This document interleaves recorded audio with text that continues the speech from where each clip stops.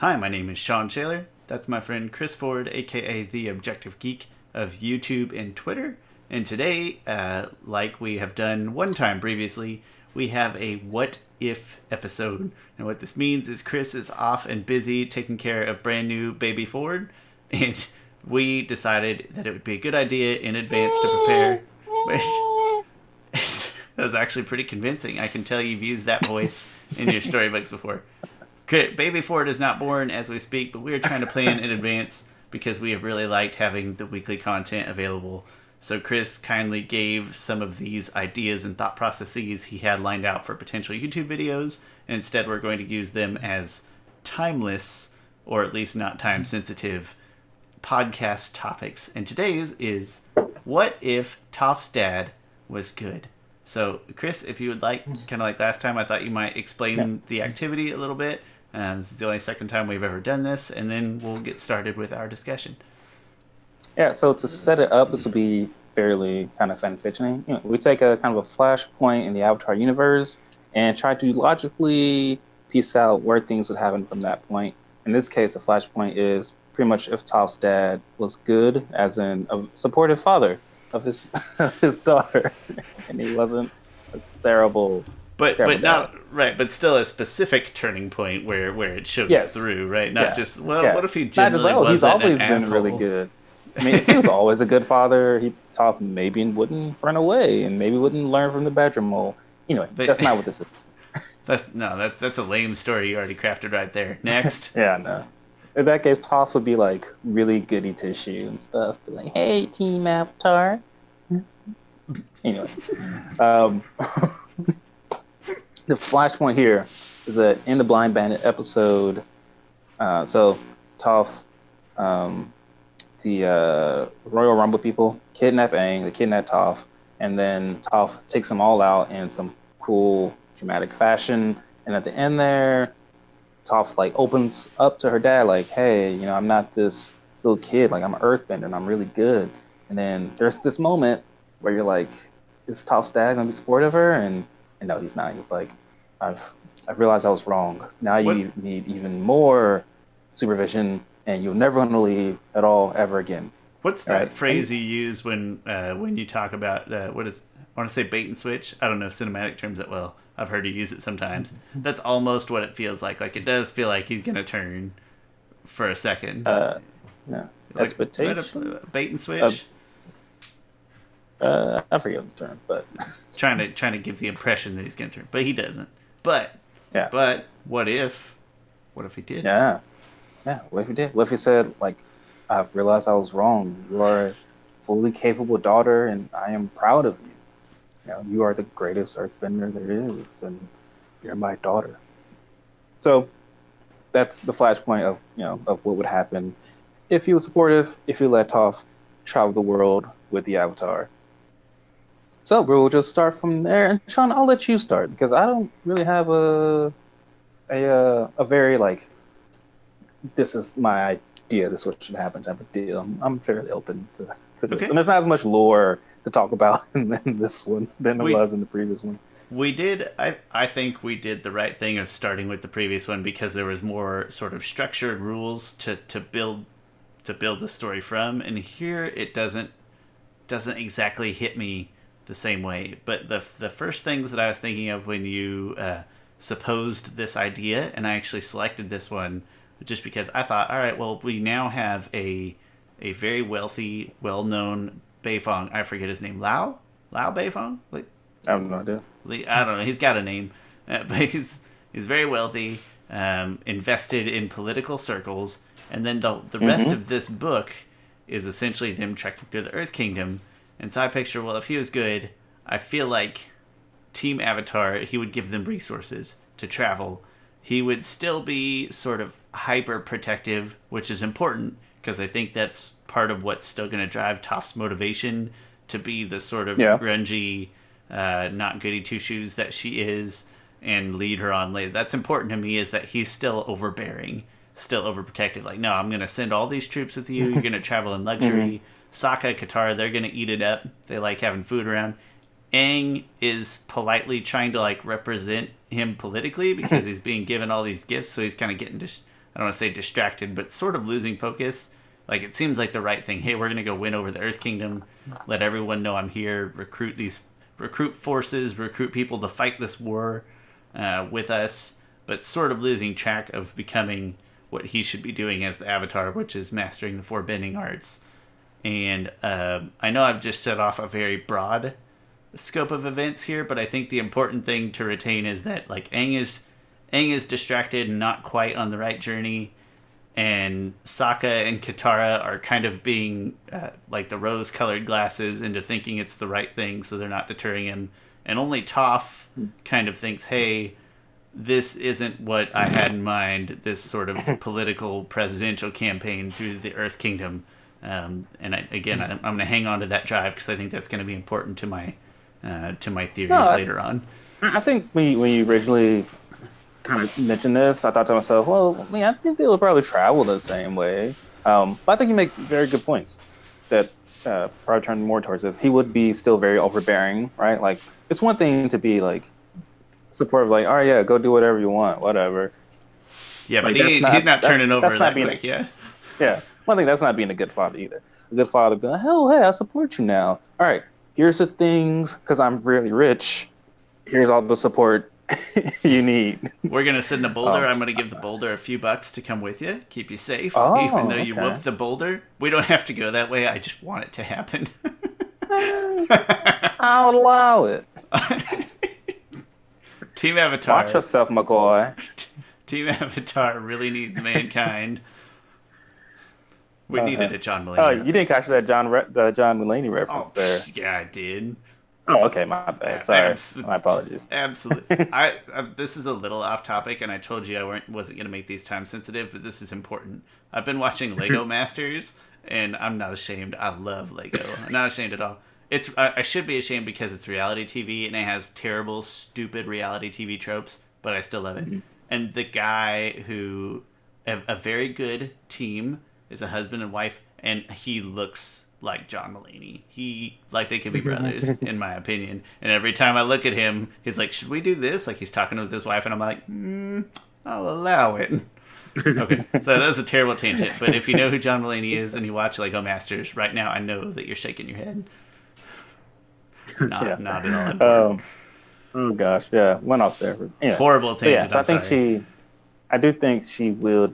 I do think Lao, his name is Lao, I just looked it up, would be very supportive of him. I do think they would travel.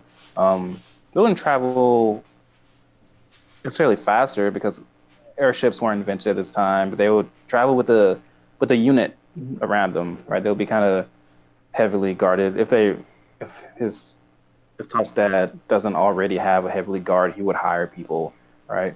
And I think we can get informed heavily by Toph's dad's actions by what previous members of the Beifong family were like. So in Kyoshi, the Beifongs are heavily involved in that story. I love that they're tied into Kyoshi. This family runs deep.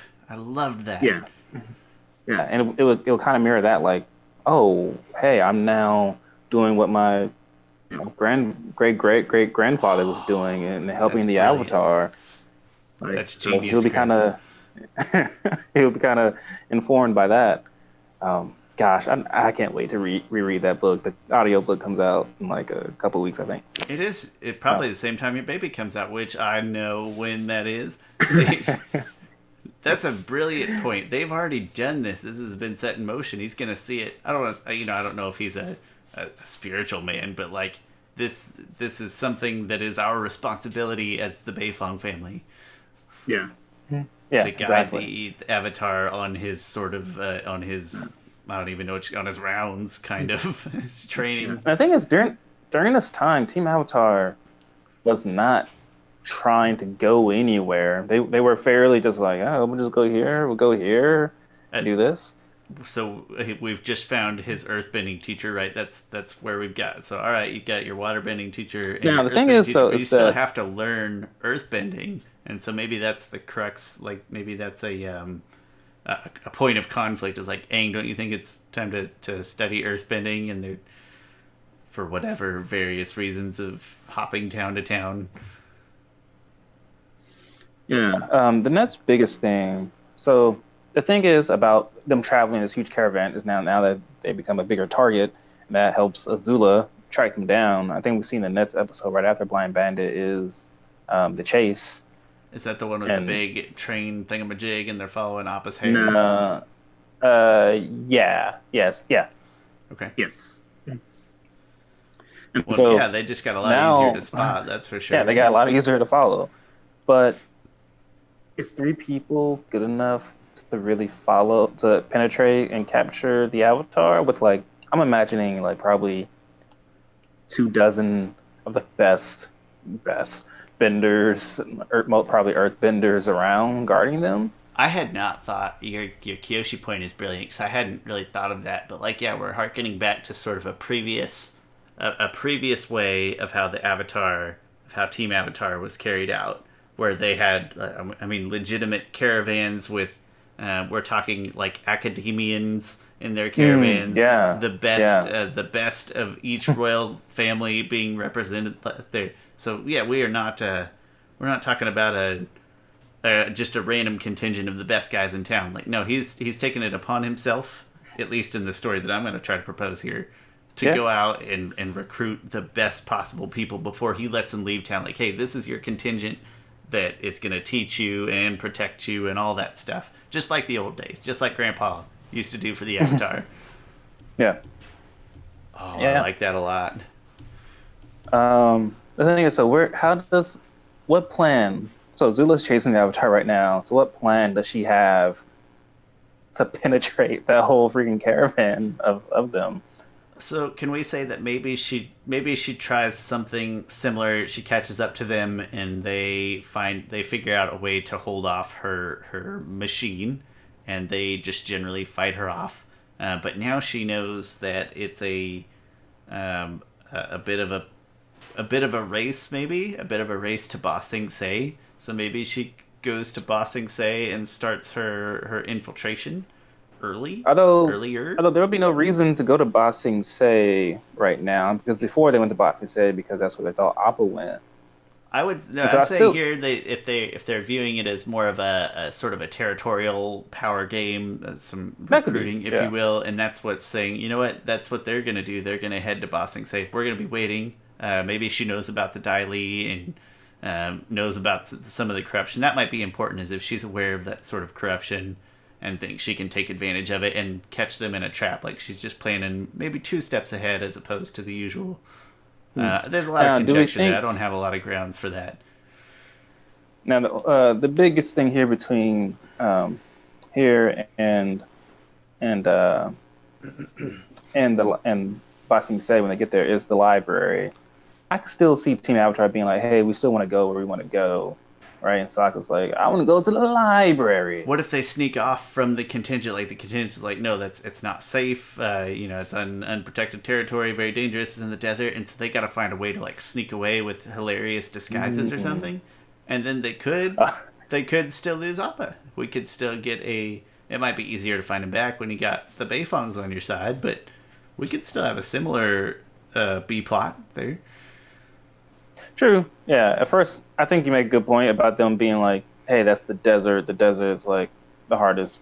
We're gonna get lost in the desert. We don't They need to don't try and sandbend maybe all that well. I know that's kind of yeah." a unique art, not an And of impossible. course, but then of course, Team Avatar is like, we'll just go, we'll sneak away and we'll go, and A then yeah, hilarious Op still gets disguise kidnapped. ensues somehow where Yeah, Momo is hidden under the covers but shaped to look like Aang breathing or something.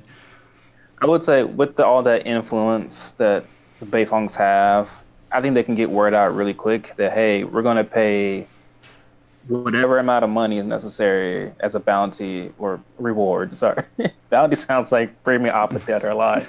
A I reward. want his head.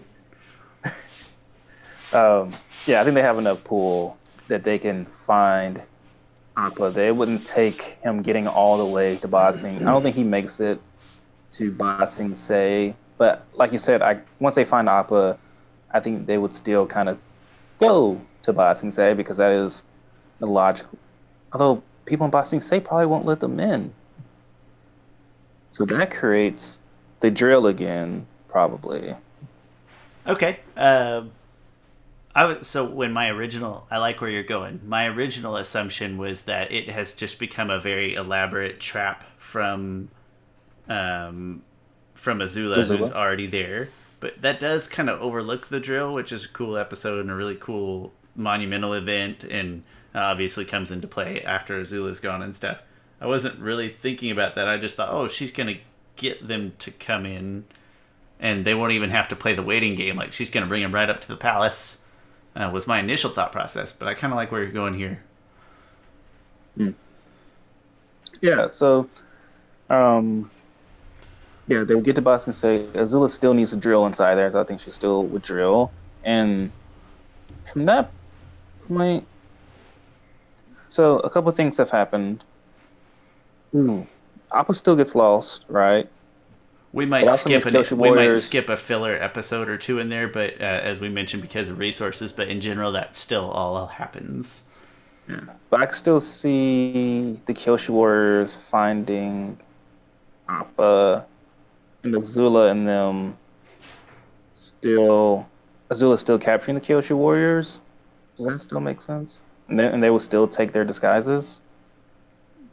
To infiltrate to start her plan? Yeah, I think so. Right, Yeah, to infiltrate the palace. I yeah, don't because see why not. That was kind of like her plan B, right? The drill was plan A, and there's no, I didn't get in that way. I still have these Kyoshi warriors I still question uniforms the and stuff. drill, the drill being necessary, but I suppose if she's still in chase mode before she gives up and then goes to Plan B, and Yeah, she's still so. I think it's fair either way, and it probably doesn't impact our next steps here. yeah. So, So, also, so on Zuko's side of the story, right? So there would have never been the episode where Iroh gets hurt and where Zuko trains with him. The whole Brit of work thing. I can still see Iroh. I assume Iroh's still going to train Zuko on how to redirect lightning and lightning bend, even though Zuko can't do it. So I don't think that changes Zuko I don't either. I think all you that find much. motivation in their just in their general interactions. Yeah, yeah. So I don't think Zuko's story really changes um, at this point in the story, right? So they get to Ba Sing Se. Not unless something drastic flips later on in our story. It may not have a real big impact on Zuko at all. Yeah, Maybe it's easier for him to trail. Maybe him and Azula have more interactions sooner because now everybody knows where the Avatar is. He's traveling around in yeah, a band, so maybe an interaction sooner. But I don't know that it changes anything either.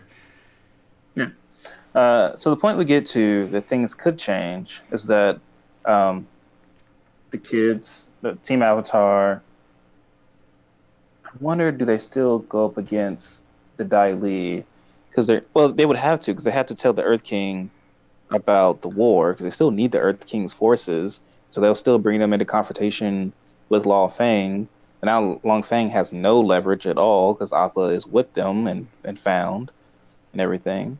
And so I think they take him out When do you fairly. suppose when is Long Fang found? Because or sorry, when is Appa found that he doesn't get to Long Fang? Because I was kind of just thinking that would still happen, just Yeah. faster with Oh, fewer pit stops, kind of.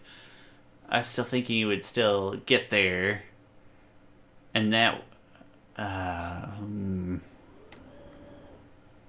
Like I feel like Appa's trajectory could be very similar. Actually, the more I think about it, maybe they get word that he was at the circus because they have all this intel all over and track him to mhm. Bossing say a little sooner. But I think maybe he still ends up in Longfang's hands, and that is his leverage. But Oh, okay.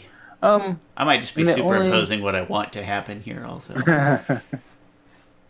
um,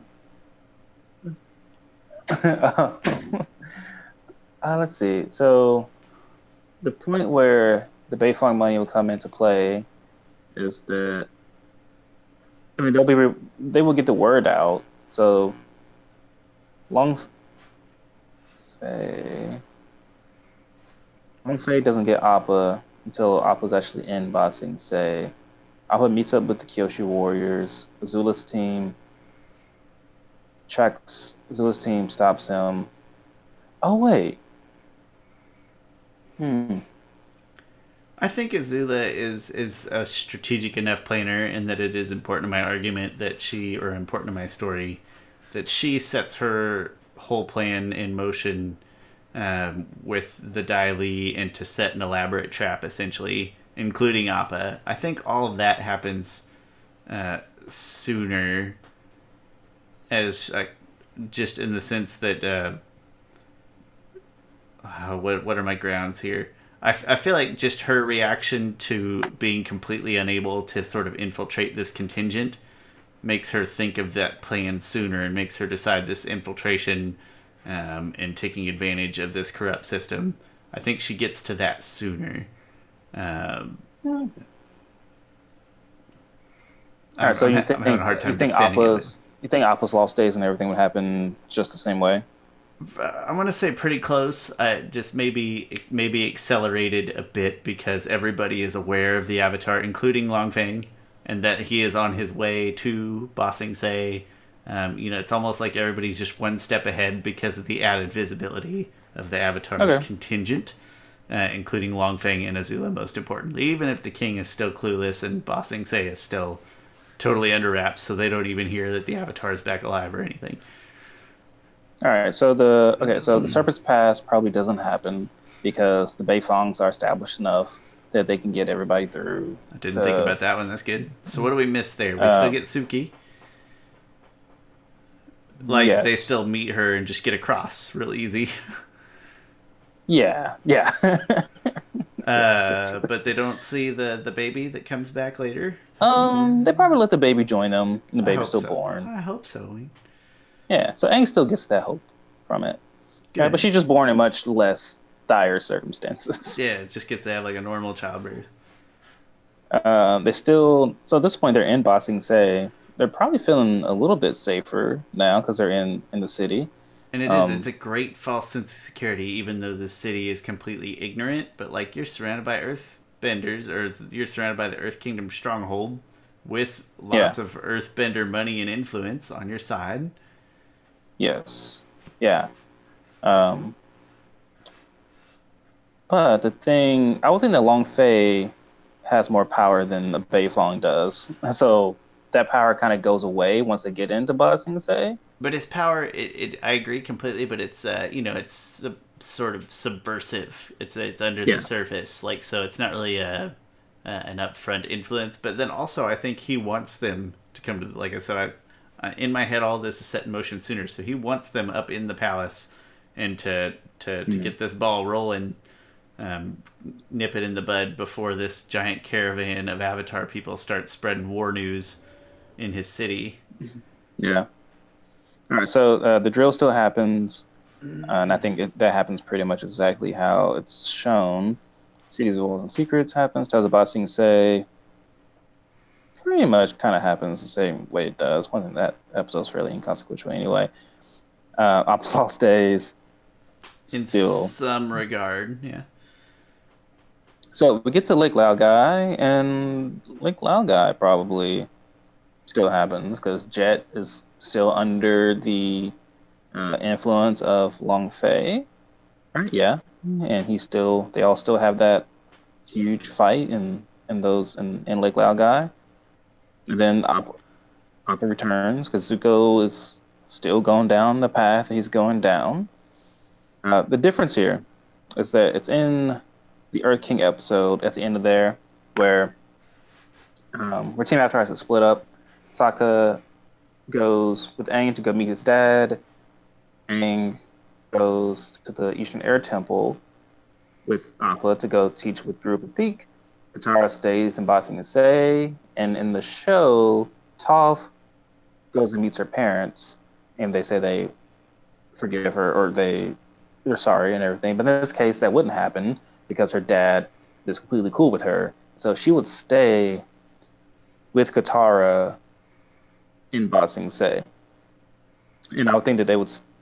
So Katara, she finds Zuko, and she goes. If Katara is with, do you think Toph would join Katara when? Hold on, though. I have a question. Okay. They find Zuko. Does she heal Zuko later? Does she heal his scar? No, I'm just kidding. I'm just kidding. I don't know. Go watch that episode. The, I think the confrontation of Zuko looks different with Toph in the picture. Like Toph is still more rash, and they've just won a major victory and riding some confidence. I think this confrontation looks different. Mm. But Toph can sense Iroh, and she's like, oh, well, that's Iroh. She doesn't know his name, but that's that guy I met and had tea. He's really nice.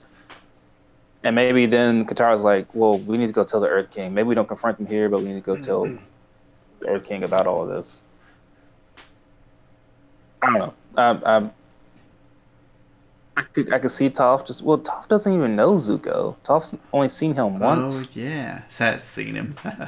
Okay, no, that's fair. So even to this point, everything could be pretty similar.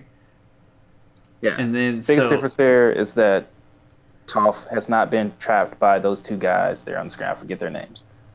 The guy who runs Earth Rumble and the Earthbending teacher guy. They're the two there in the picture, and I do forget their names. I had it for a little bit there, but okay. So I guess my next question is then: do we look at the episode list and see if this is the biggest? This is probably the biggest crux, the biggest difference we've hit at some point.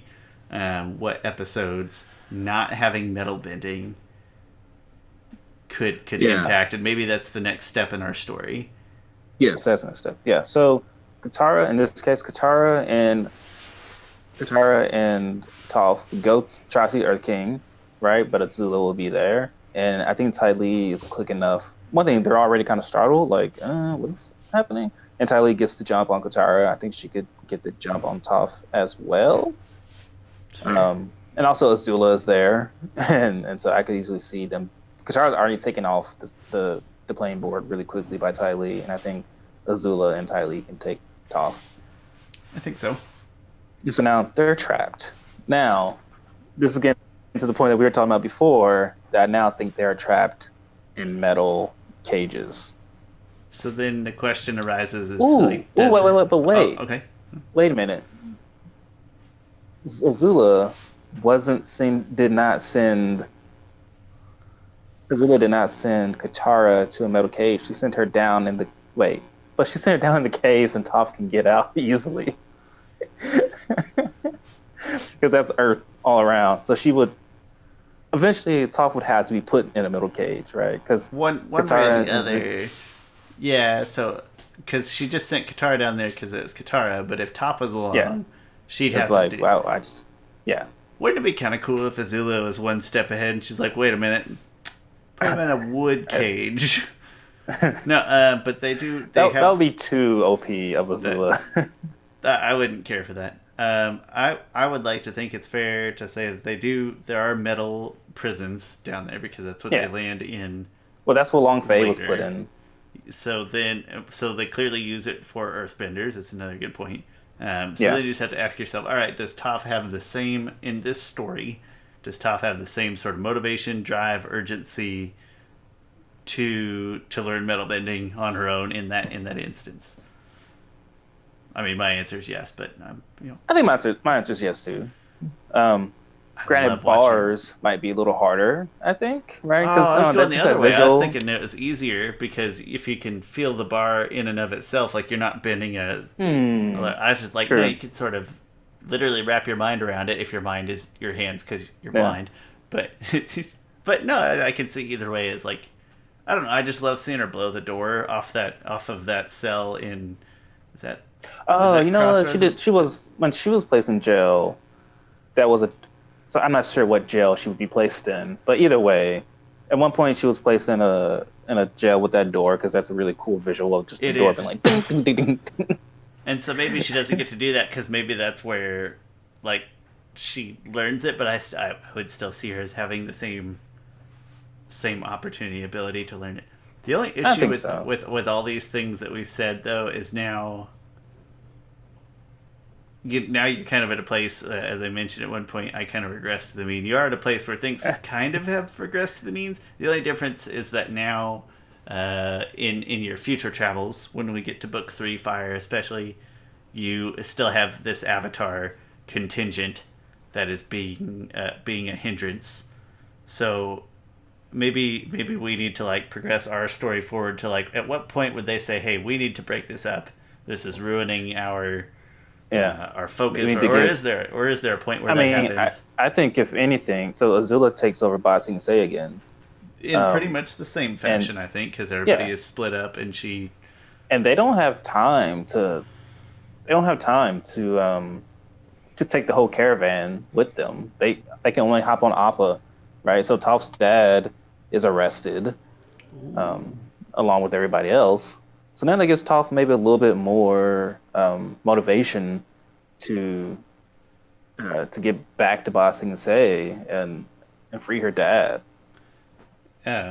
Get back to and sort of reconquer later on with Iroh, who she has now formed a bond with. She's doubled up on it. She had a second interaction with Iroh in our little story. So they're buddies. They go back, reconquer Ba Sing Se later. That'd be fun. So the biggest difference here, I think, is that when Team Avatar splits up, this is kind of interesting.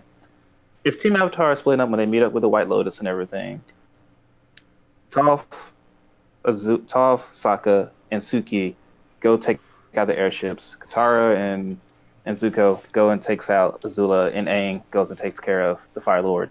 In this situation, I could see Toph saying, I need to go to Ba Sing Se to save my dad. You know what I kind of like is it sort of has a replacement Boiling Rock feel to it. Like, I'm kind of getting my stories mixed up because in the last one we did, in the last What If, we didn't have the Boiling Rock anymore. Well, this part we're adding another prison break. But no, it's still probably important that you have your contingent, your whole caravan has been trapped in Ba Sing Se for a whole season, essentially, under Dai Li control and all of that influence repressed and resources lost. So now they're roughing it. So maybe that adds some texture to the story as well, that they haven't had to rough it to this point. This is the first time where they're getting into some of those fights that they got in earlier, previously. So minor differences, feelings differences. But then, at the very end is where, if we're comfortable that everything had progressed fairly similarly I think so. to that point, then at the very end, it's just one more element of, hey, we know that they're going to raise the Earth Nation to the ground. I got to go save my dad. And Iroh's like, and I have to fulfill my destiny and overtake and take Ba Sing Se, or take back Ba Sing Se, or however he worded it. And that would actually be a whole lot of fun, I think. On the flip side of that, it's now Suki and Sokka alone. Oh no, that's not good. That's not and good. They arrive late. Ooh. And it's Toph's earthbending that gets them up there. I got it. All that still happens in that order, right? And they still have this big epic thing, and then Sokka and Suki are like, okay, now we got to go back and find Aang. And then Toph's like, no, I've got some unfinished business, because they're in the Fire Nation. They just were burning it to hell. And so now her and Iroh, I want them to hop on a dragon, but the medium isn't important. But they're like, no, we got some unfinished business. And so then they go back and break into Ba Sing Se, which is no longer under Azula's control, because I'm assuming in some part that she has still been pulled to the Fire Nation. So under like Dai Li puppet control, Earth King still ignorant figurehead over there, I guess. What happens when Azula leaves Ba Sing Se? Like, who's left for Toph to rescue? Who are Toph and Iroh fighting when they get to Ba Sing Se? Nobody. Essentially nobody. Toph will be overkill, honestly, in this point. Probably, yeah. She'd just go, well, and I would enjoy watching that. Just going in and, like, wrecking shop and restoring now, do you think they're then like, well, we need to put an actual bender on the Sokka team here? In that case, maybe it would be like Boomy. Okay, yeah, that'd be good. I just was thinking the airships were already going to the Earth Nation, so they're just like, hey, we're here. While we're here, go rescue my dad. But, I really, Yeah, I could see Toph going to go try and rescue her dad, even though it would be fairly unnecessary. But I mean, she cares about her dad. Like that's where she wants to be at. That's what Like I kind of her want and her to dad. establish something like some other point of conflict from within Bossing Say, and all I can think of is like I guess remnants of Dai Li that have taken over, and then we're essentially Yeah. still betrayed by Azula because she's gonna burn the whole place to the ground. But her going back to the Fire Nation and say, "Hey, you guys stay here, watch over it in my stead, and you'll have power for as long as you live." And then she leaves and tries to kill them all. So just Dai Li remnants, and Iroh and Toph versus Dai Li. You're right. It's not going to be a whole lot of fun, but it's also going to be like a small B plot in one of these the finale episodes. So I'm okay with it being an Now, unfair fight. do we think that Sokka and Suki and maybe Bumi could take out the airships? Because Toph was pretty instrumental in that.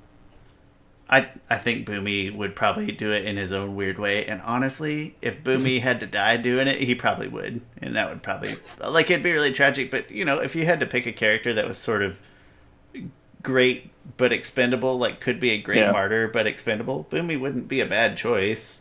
I mean, the guy's Yeah. 110 years old or whatever, isn't he? Yeah, 100 probably 115 12. something. And even if they fail, that doesn't change Aang. And once Aang will still defeat Ozai, and after he's done with Ozai, he could stop the airships. I'm sure they would True. still burn up a whole bunch of Earth Kingdom by Maybe that they get point. through more Earth Kingdom, or maybe it is more interesting if the other group dies and a big portion of the Earth Kingdom is burned up, like in a more mature way. That seems like more of a Korra story, really. It's Well, still Sokka doesn't win, have but to with a die, huge but he casualty. just fails. Well, I mean, if he falls, who can save him? I I, mean, he can fall in a he can slow. I can imagine he can slowly get captured or something. I don't know. I can see him not dying. Whatever, take all the fun out of the story. I don't want All Sakura to right. die either. I'm just kidding.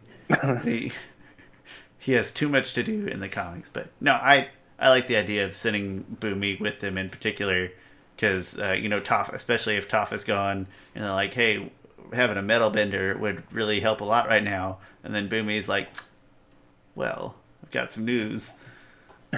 It's been invented now. I can do it. Yeah. Uh, yeah. So I think I'm okay with that. So again, So maybe really, yeah. In this case, the story doesn't change as much as I initially thought it would change, which that's good. That's what this practice should do. We should just logically come to it without our own um, where we want our own bias on where we wanted the story to go. this one was much harder because there's like much more minute detail here and there, but Yeah. really grand scheme not so much. I think what I would want to get out of this selfishly would just be like a nice Toph and family redemption at the end Mm, would be different, and then yeah. most of book 2 would be different in how this sort of chase occurred, and then like I mentioned, maybe book 3 would be a little different because it would be the first time where they would like really be roughing it hardcore on their own, trying to figure out how to live and travel and plan. So I think maybe just some dynamic differences rather than just being alone the whole time, and maybe a nice Toph redemption arc. But overall, yeah, maybe not a whole lot. A nice Yeah. one-liner when Toph and Iroh go back to Bossing Say to take it over. Nice one-liner opportunity. Buddy cop movie right there where Toph is the bad cop. Yeah. I'd watch that Where's my episode. dad? Where's the bitch? And Iroh's like, she has not had her tea. Like it's. I'd Yeah. watch that episode absolutely. I don't know. Yeah, I don't know where else to take this one. I don't want to force the issue at all. Do you have any additional thoughts? Sometimes things come right back around to where they're at before, And I'm like okay a with it. boomerang. I'm definitely nice tie-in. I'm definitely glad that we did the other one, the Katara healing Zuko first, because that one like gave me the groundwork of what to expect, and then B had really gratifying changes. Whereas this one, I felt like it was more of a mental exercise to think about. So I'm glad that I had some warm up and practice. But it sounds like that we have said what we need to say, I think, in this case. Final thoughts before we go? No, just guys out there listening, let us know what you think would happen or any other what if questions you might ponder. More topics, more Flashpoint specifically. Tell us your Flashpoint. Tell us what we missed here. And as always, we're happy to hear it. You know, tell us whatever you like. Give us comments. Tell us how wrong we are, also. That's fine. That can be its own Flashpoint. Like, what if Shawn and Chris were wrong about this, and then we'll just start from there and rebuild it. In the meantime, thank you for joining us and listening in. We hope that you are enjoying, or at least tolerating, these different types of episodes during some changing life stages. I've certainly enjoyed doing them. Chris, great idea, by the way. Thank you for listening. My name is Shawn Shaler. That's Chris Ford, a.k.a. The Objective Geek, on YouTube and Twitter. This is the Avatar The Last Podcasters podcast, I guess. Thanks for checking out this episode. We will talk to you next time.